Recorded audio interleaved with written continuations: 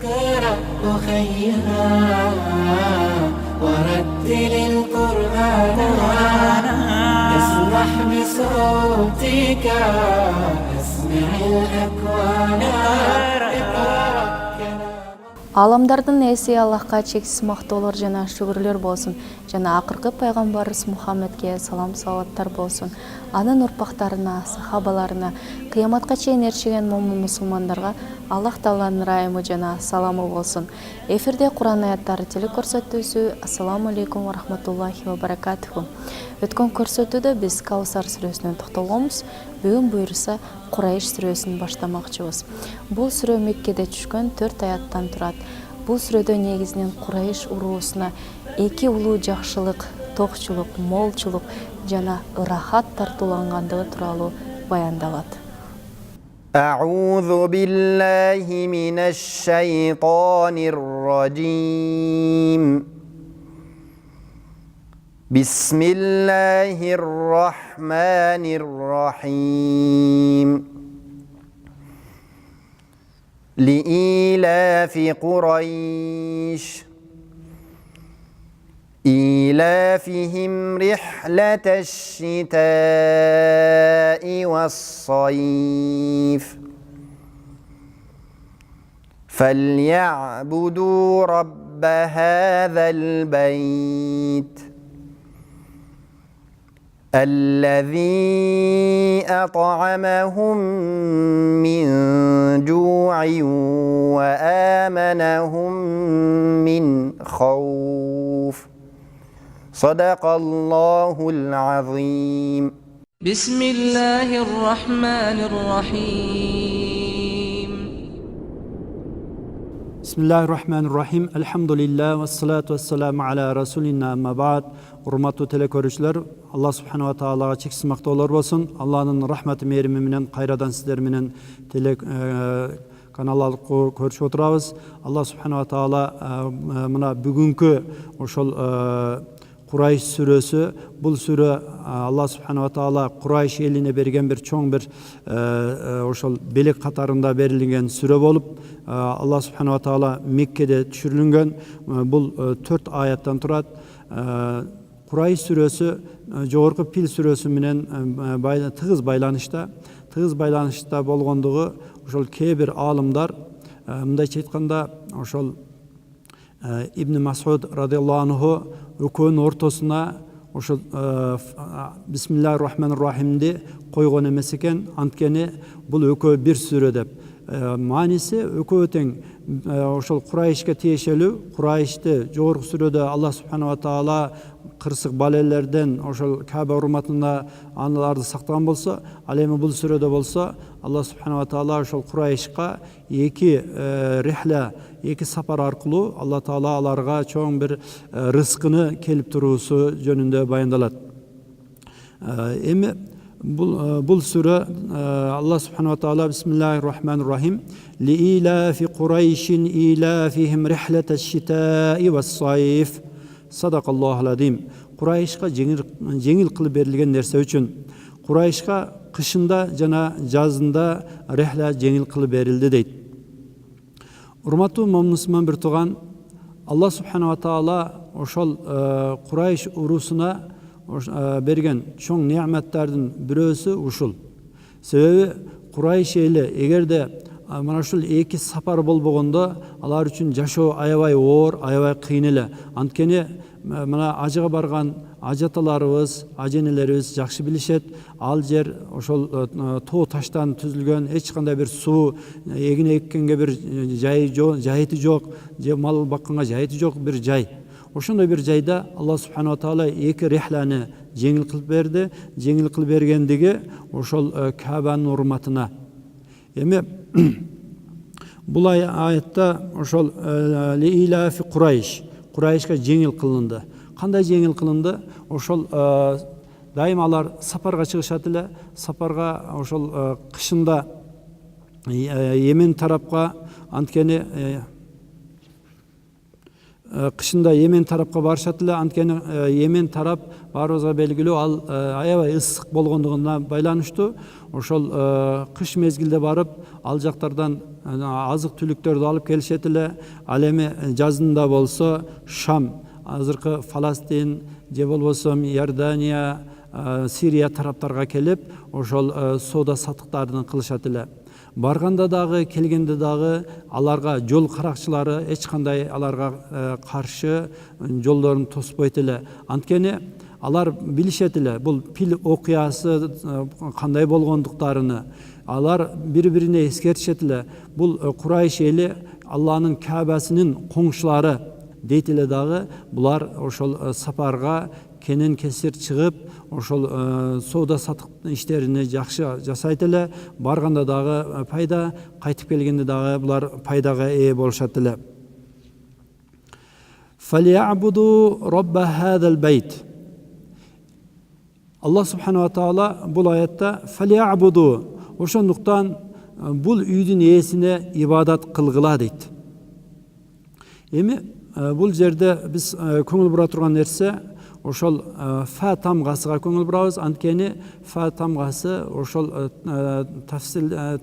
тафсилия болуп, Аллах субханала таала жогоруда силерге ошол эки бир чоң неаматты берди. Биринчиси ошо Каабанын урматына силерди душмандардан коргогон болсо, ал эми экинчи чоң неамат бул силердин эки сапарыңар, кышында дагы, жазында дагы.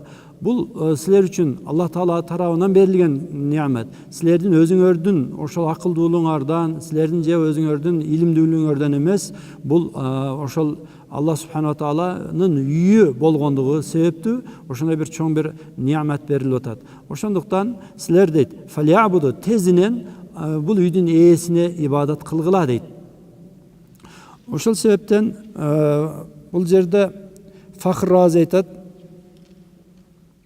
неамат эки түр болот дейт. Биринчиси ошол дафо дарар, зыяндуу нерселерди ошол инсандан кетирүү. Ал эми экинчиси болсо жалбыр рызык, инсанга рызыкты алып келүү. Бул мына Курайш сүрөсүндө болот. Себеби Курайш сүрөсүндө ошол Курайшка Аллах субханала таала тарабынан жеңил рызкынын келүүсү. Эми алымдардын, андай чыкканда Фахр Разинин көз карашында жалбы ошол баледен, кырсыктан коргоо бул мусулман үчүн бир важип, милдети дейт. Эгерде бир адам бир кырсыкка, бир балеге душар боло турган болсо, ошону көрүп туруп, көргөн адам аны куткаруусу анын мойнундагы милдети болот экен. Ал эми бир адам жерге эгин айдап аткан болсо, же болбосо соода ишинде ошол бир аз кыйналып аткан болсо, ага жардам берип коюп, ал мусулмандык бир милдет катарында эмес, ошол бир туугандык катарында жардам берип койсок болот экен. Ошондуктан биринчиси важип, ал эми экинчиси важип эмес, мындайча айтканда мустахаб ошол иштерден болуп эсептелет экен. Аллади ат'амахум мин жу' ва аманахум мин хауф. Ошол үйдүн ээси аларды ачкалыктан тойгозуп жана коркунучтан аларды тынч аман кылып койду дейт. Бул аятта дагы Аллах субханала таала ошол алдын Мекке жана Меккенин чөйрөсүндөгү инсандардын башында ар түрдүү кырсык балелер келет эле. Ал кырсык балелер мана биздин илгери заманда өзүбүздүн Кыргызстаныбызда деле болуп өттү, же болбосо кыргыздардын башына деле келди. Бир уруу экинчи уруудан ошол күчтүү болгон болсо барып аны басып алуу, анын мал мүлкүнө ээ болуу, же болбосо кыздары болгон болсо алар кыздарды күн кылып сатуу, балдарыны кул кылып сатуу, же болбосо иштетүү сыяктуу нерселер ошол арабтарда дагы, башка элдерде дагы болду. Ал эми Аллах субханала таала ошол Каабанын урматына, өзүнүн үйү болгон ошо Каабанын урматына Аллах таала ошол Курайшты дагы ошол кырсыктардан, ошол балелерден сактады. Себеби аятта дагы Аллах таала аллади ат'амахум мин жу', аларды ошол ачкачылыктан куткарды дейт. Ошо куткаруусу жаңа жогоруда айтканыбыздай аябай бир кыйын оор күндөр башына келген мезгилде дагы Алла субханала таала өзүнүн ошол жаңы сапар аркылуу аларга рызкыларны кеңири берип турду. Жана ошол Кабанын урматына аларды душмандардан тынч кылып койду. Эми бул жөнүндө Анкабут сүрөсүндө Алла субханала таала мындай дейт: "Авалам ярау анна жаална хараман аминан ва ютахаттафу нас мин хавлихим." Садакаллахул азим. Авалам ярау анна жаална хараман аминан. Биз Кабатулланы тынч кылып койбодукпу? Жана ошол ва ютахаттафу нас мин хавлихим. Алардын чөйрөсүндөгү инсандарды ошол башка инсандар, яны алсыздарды, ошол күчсүздөрдү, күчтүүлөр, ошол колунда барлар, аларды басып келип, алардын ошол мал мүлкүнү, кыздарыны, балдарын тартып албадыбы деген аят ушул нерсе биздин бул аятыбызга окшош болуп далил болот. Анткени ошол Алла субханала таала Кабатулланы илгертеден, эзелтеден ошол Кабатулла болгондон баштап өзү ошол коргоп, Алла таала ал жерге рызкысын кеңири берди. Урматтуу момун мусулман бир тууган, негизи ар бир момун мусулманды Алла таала өзү коргосун. Жана Алла субханала таала өзү рызкысын кенен кылып берсин, анын кадыр баркын көтөрсүн. Мына бүгүнкү күнү канчалаган инсандар Алланын үйүнө, Кабасына барам деп дуа кылып, бата кылып, көз жаш кылып, "О Аллахым, мени ошо Кабага барганга, Алланын үйүнө зиярат кылганга Аллахым өзүң насип кылгын" деп дуа кылгандыктарынын дагы бир сыры ошо Кабанын ошол жерде болуусу. Жана Алла субханала таала ошо Ибрахим алейхиссаламдын дуасынын шарапаты, жана пайгамбарыбыз саллаллаху алейхи вассалам жана көпчүлдөгөн пайгамбарлар ошол жерден чыккандыгынын себеби болуп отурат. Ошондуктан Алла субханала таала Раззак зат, ошо рызкы берүүчү өзү.